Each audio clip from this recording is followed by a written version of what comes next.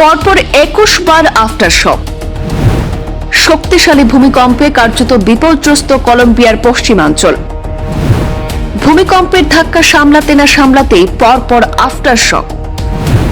ক্ষতিগ্রস্ত বহু ভবন, ধসে পড়েছে একাধিক স্থাপনা। কলম্বিয়ায় এই তীব্র ভূমিকম্পে 2000-এরও বেশি মানুষের খোঁজ মিলছে না বলে দাবি।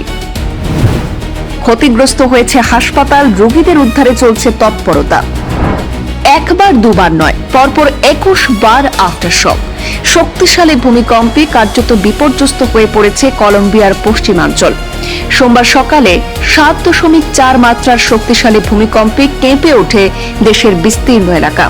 কম্পনের তীব্রতায় বহু ভবন ক্ষতিগ্রস্ত হয়েছে, ধসে পড়েছে একাধিক স্থাপনা। সবচেয়ে বেশি ক্ষতিগ্রস্ত এলাকাগুলির মধ্যে রয়েছে কেলি এবং পেরেইরা। ভূমিকম্পে এখনো পর্যন্ত অন্তত 111 জনের মৃত্যুর খবর পাওয়া গিয়েছে। আহত হয়েছেন বহু মানুষ। পাশাপাশি কয়েক হাজার মানুষের খোঁজ মিলছে না বলে বিভিন্ন প্রতিবেদনে জানানো হয়েছে। কেলিতে একটি হাসপাতালের অংশ ব্যাপক ক্ষতিগ্রস্ত হওয়ায় রোগীদের উদ্ধারে শুরু হয়েছে তৎপরতা। হাসপাতাল, স্কুল সহ বহু গুরুত্বপূর্ণ ভবনে ক্ষয়ক্ষতির খবর মিলেছে।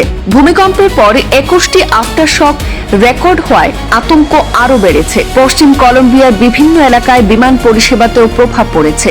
মার্কিন ভূতাত্ত্বিক সমীক্ষা অনুযায়ী ভূমিকম্পটির উৎসস্থল ছিল সেন হোসে দেল পালমারের কাছে, ভূপৃষ্ঠের প্রায় 107 কিলোমিটার গভীরে।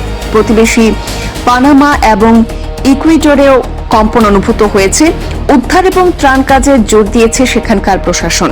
ধ্বংসস্তূপের মধ্যে এখনো কেউ আটকে রয়েছেন কিনা তাও খতিয়ে দেখতে চলছে ব্যাপক উদ্ধার অভিযান।